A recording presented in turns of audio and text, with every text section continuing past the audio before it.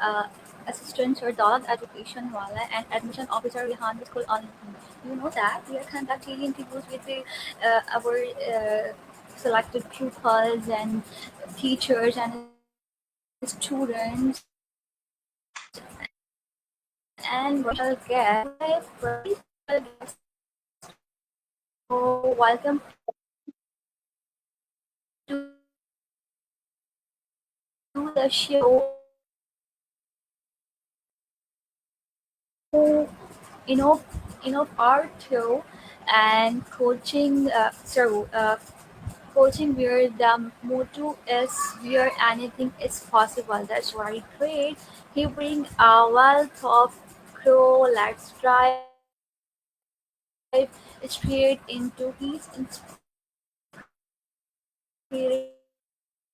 inspiration journey and learn from his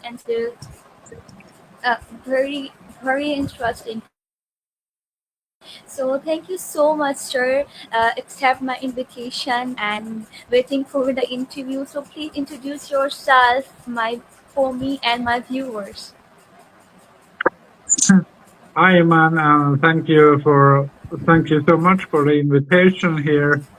My name is Arto. Hello, sir. Can you hear me clearly? Yeah, I can hear you. So my name is Arto. I live here in Stockholm, Yeah. Sweden, and I'm working most of all as a social guide for the city of Stockholm, or more like society guidance. But I'm also having my own company in water coaching, where I teach out the innovation and design thinking, how to create stronger and better relationships with at work and private and life coaching in general.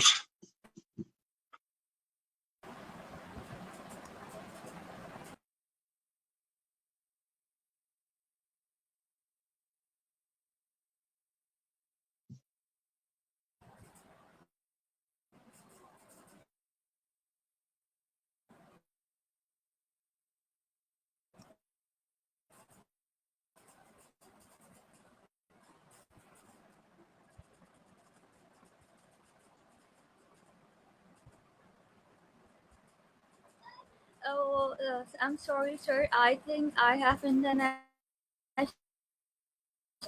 issue, so Yeah, that's why my stream is buffering. So please continue your introduction. yeah. What could I tell more about myself? Privately, I live here with my wife, who she's from Congo, and we have three girls together. Uh, and I like to walk a lot. Uh, and I practiced a lot of meditation, and yeah, that's pretty much it. And of course, I read a lot about facts, romance, and I listen to a lot of interesting podcasts on my spare time.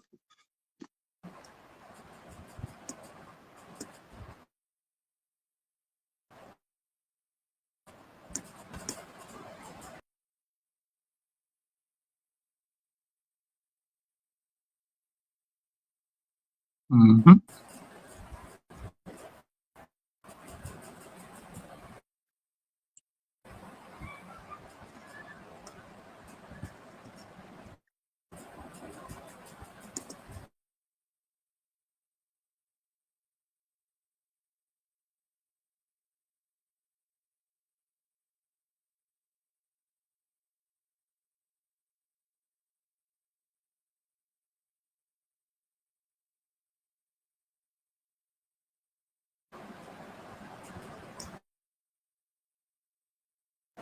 Sir, can you hear me clearly, please? I don't know. Yeah, I can hear you now. Yes.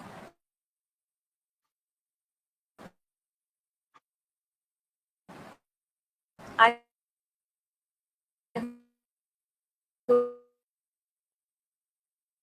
hope you understand. Hmm? So,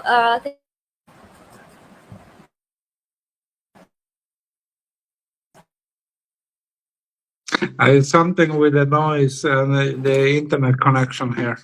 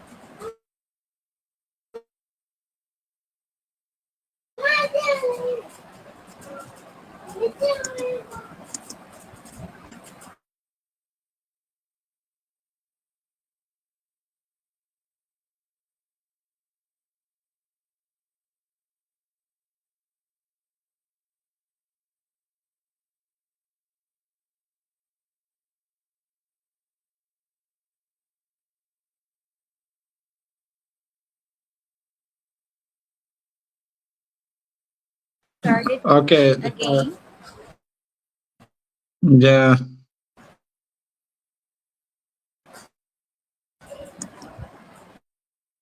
My first is that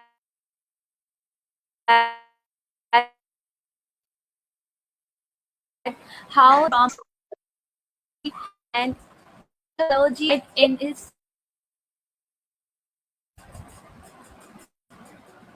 I Can can you hear the question. hear my question? Yeah. Okay. Could you repeat that? Can I repeat my question again? Yeah, please.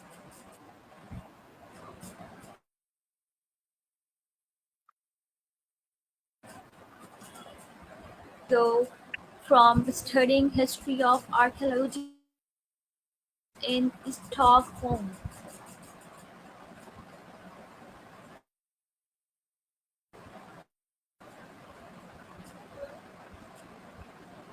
I couldn't hear that question. No, I'm sorry. Hello. Yeah, I can hear you from So can time I to repeat time. it? Yeah, I can hear you from time to time very, very clearly, but for some Okay, this is my reason, question. Please, no, I can't hear. I'm sorry. from studying to coaching and guiding. Can you hear me clearly, sir? Now I can hear you clearly, but for some No. reason, yeah, hello, can you hear me? Yes, I'm hearing Yeah, yeah, clearly. okay. Can you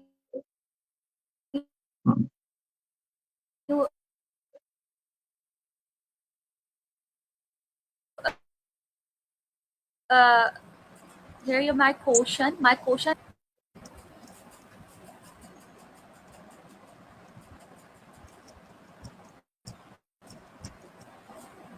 No.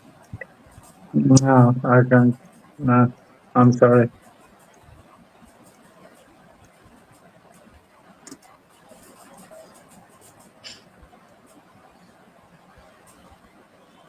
Okay. Okay.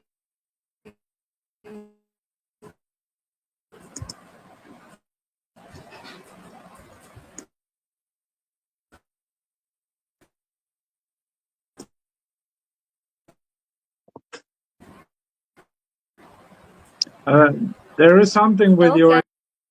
My first question is that what made you move from studying to writing, coaching, and guiding? Please. Uh, oh, okay. What made me? Uh, uh, over the years, I discovered that I'm quite good at coaching. I'm good to give people guidance. And guidance and coaching is so much more than, because I started to notice that I'm good to ask questions that make people think and find their own answers. That's why I started to become a coach. That made me become a coach.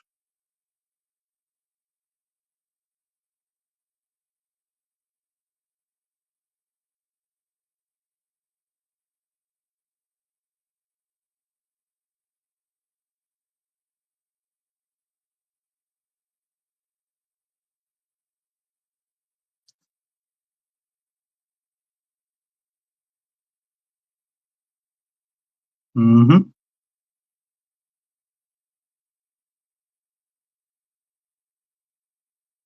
I can't hear you.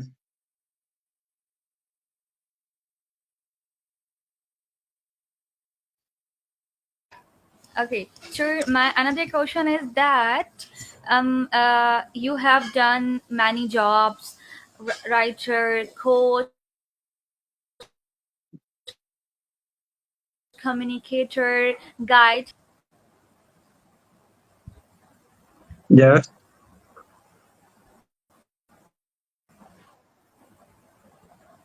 So what was the question at the end?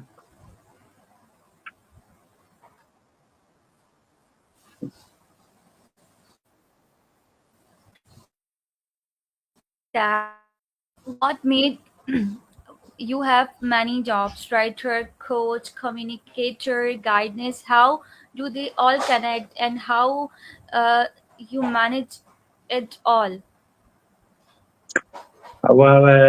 First of all, I didn't do this at the same time, but this gave me a lot of value and experience, how to communicate with people, how to give people the right guidance, and most of all, the most important in my job is to listen to people.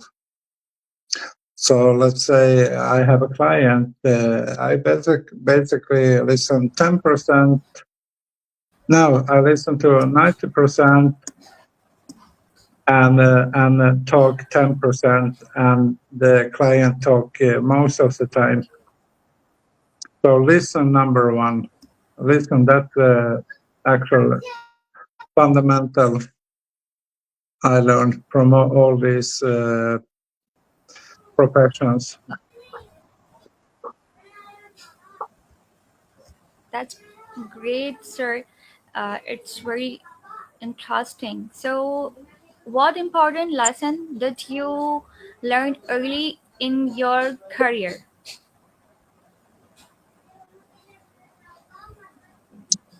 So, what I learned, there is a lot of things, but I learned most that, for example, I'm working a lot with the innovation and design thinking.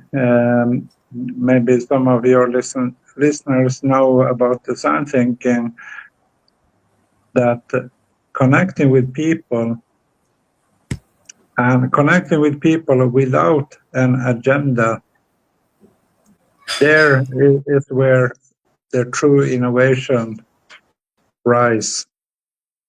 Because let's say, for example, I know a client, I see him, and I just begin to talk to him. I talk about life, about his family, how he is doing, and open up, talk about anything. We can talk about history, football, philosophy, whatever. But and the other person feels seen, heard, and listened to. And something happens with people when they feel heard, that someone cares, someone listens. There is the true innovation, because there rise the ideas how to make better things for the future together. So in a way, I don't see a client as a client. I see a client as a co-worker to me. So we're working together.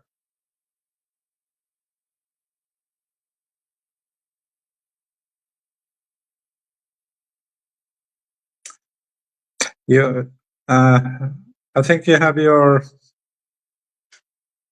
yeah.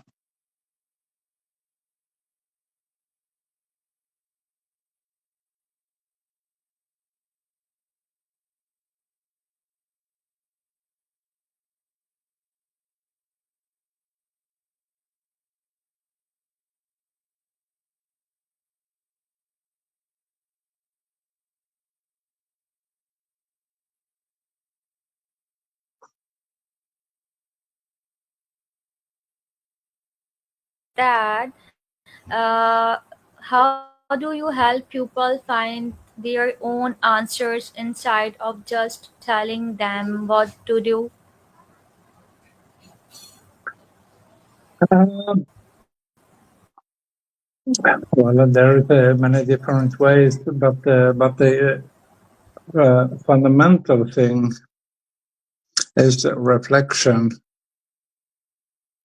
I give people time. I give my clients time to reflect, not stressing the answer. Just put out the question and let them have the time to reflect. And when you have the time to reflect, the answer will come eventually. Maybe it doesn't come right away, but the question is still there. Maybe the answer will come next day, next week, within 2 weeks, but there is question to reflect about.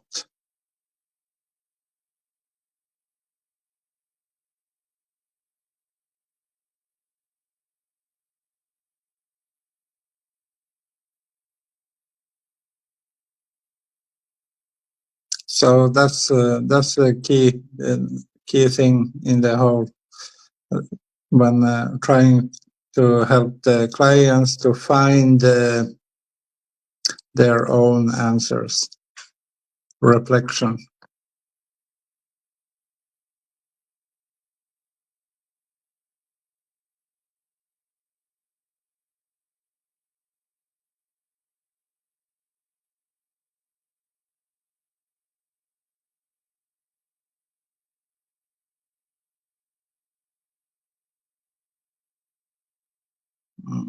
Your sound is gone again.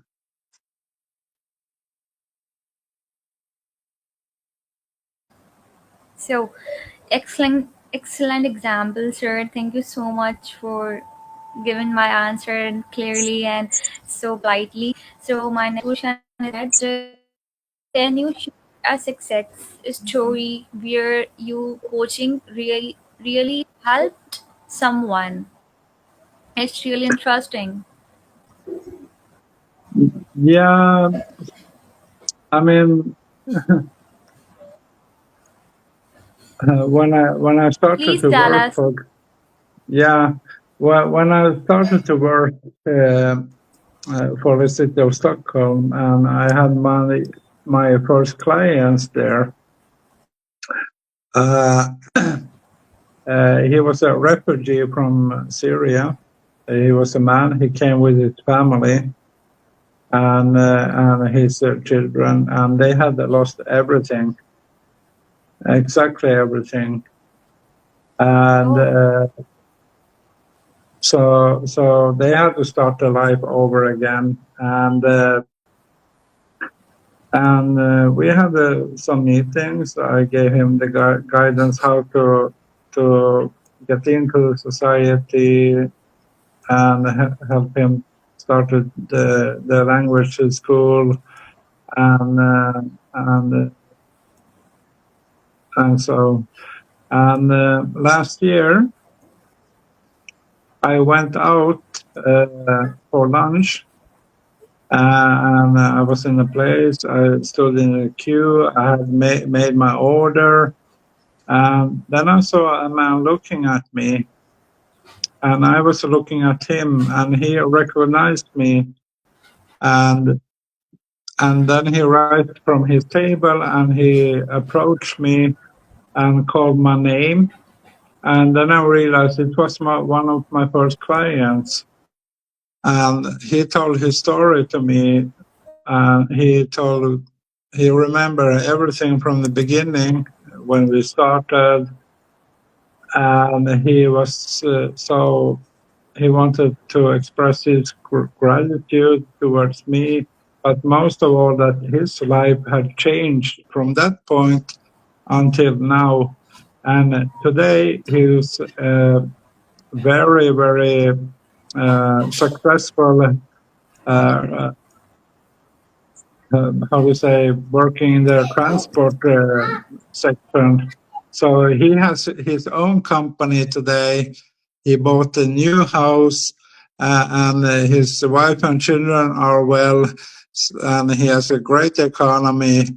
So that was amazing, and I remember that we had not that long time together, maybe 4 or 5 months together, to get him into society.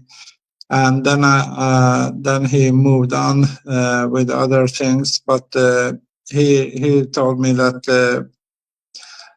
he wanted just to thank me for everything from the beginning.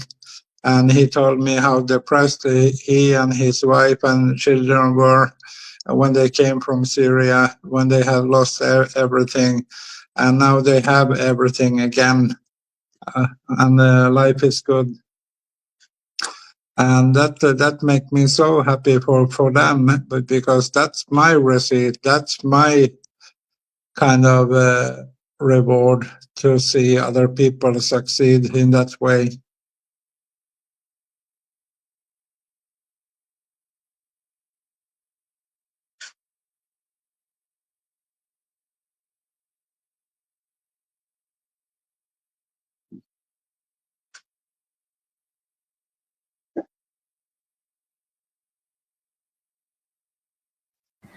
That's amazing, amazing, and amazing, and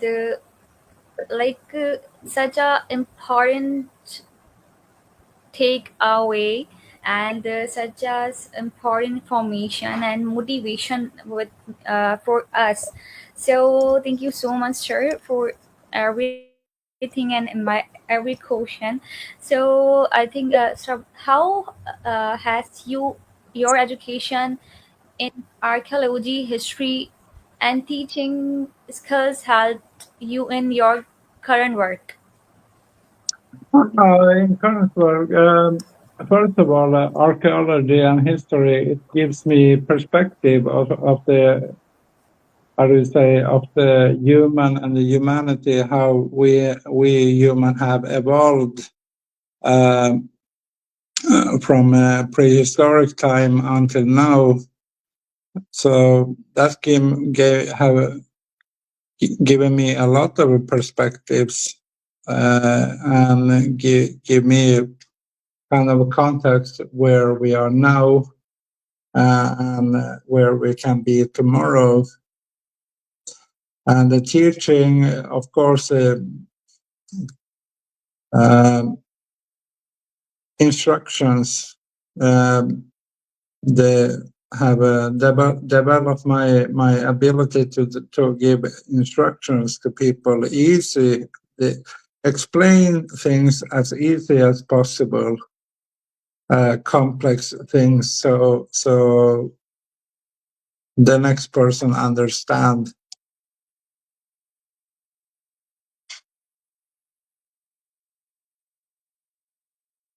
All right, sir. Do you live in with your wife? I think Congo, right? So please, how was your experience? And please tell us about your city, about your village and your family? Uh, yeah, my wife is from Congo, and she came here to Sweden as a refugee. And I was one of the first person she met when she came. And I didn't knew at that time that she would be my wife one day. And she became, because we kept contact, and we met from time to time. After we had concluded our contact, and we kept each other's number. And one day I sent her a message if she would like to meet for a cup of coffee, because I just wanted to hear how is she doing, how's life and all. And we finally met, and we became a couple at the same moment. And yeah, so, and through her we have adopted 3 girls. So we have 3 daughters together, and I also, by that helped me also to evolve my French, because her family speak French and Lingala, and they don't know any English at all. So I had to sit to learn more French to be able to speak to her family.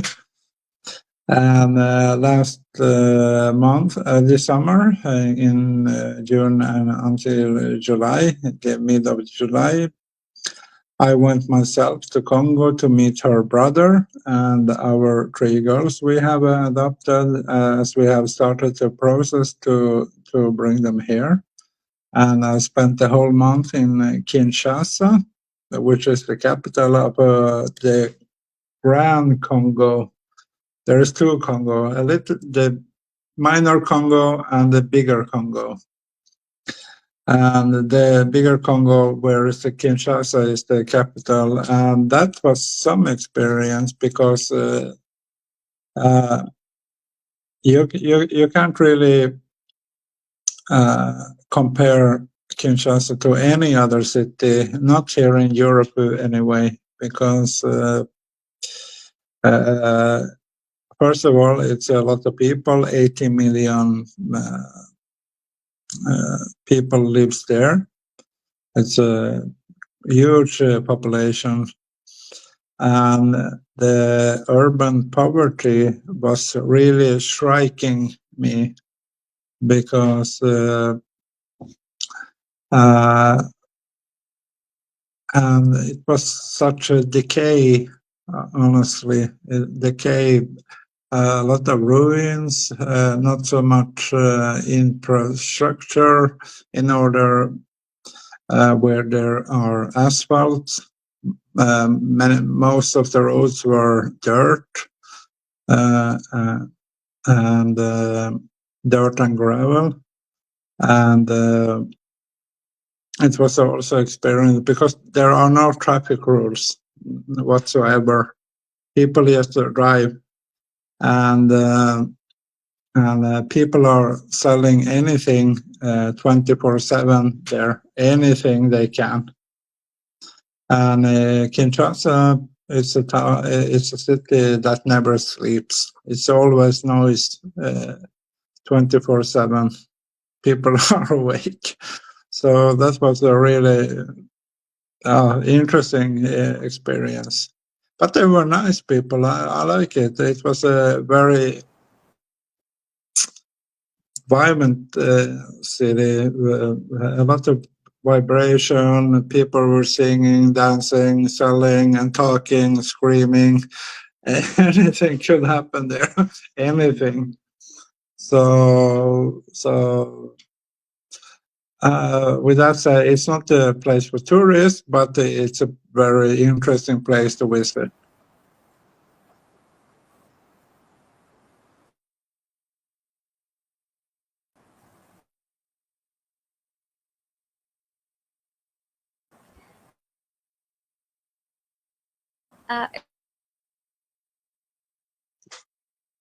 It means you really so I really appreciate you sharing that. So I think, sir, it's times so enough for my interview, and I really so really thanks for this and your precious time. So now it's time to overall right now. So that's all for today's show. Thank you for for your joining us, and a big thanks to our guests for sharing such valuable insight. Stay inspired, keep learning, and we will see you next time. So thank you so much, sir, for everything and my questions, and for your patience, because starting the part for my interview is not uh, doing great because of internet issue and my voice is not clear. So thank you so much, sir, for your patience. So please give me a last message for me and my viewers. So can I end the interview right? No, no, no worries. Thank you, Iman, for the invitation. Can you hear me? Yeah, I can hear you.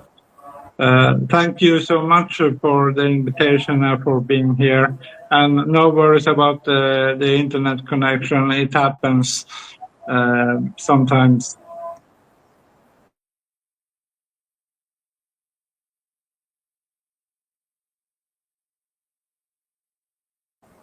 So thank you, everyone. You are watching my interviews and my guest. So I hope you are enjoyed the interview, the questions, the informations. I know that the all information it's work for your professions, your progress, your job, in innovation in your future. So take take care you and take care you all of you. So see you next time in new podcast and new pupils and new innovations and new skills. So take care, sir. Allah Hafiz. Thank you so much, Iman.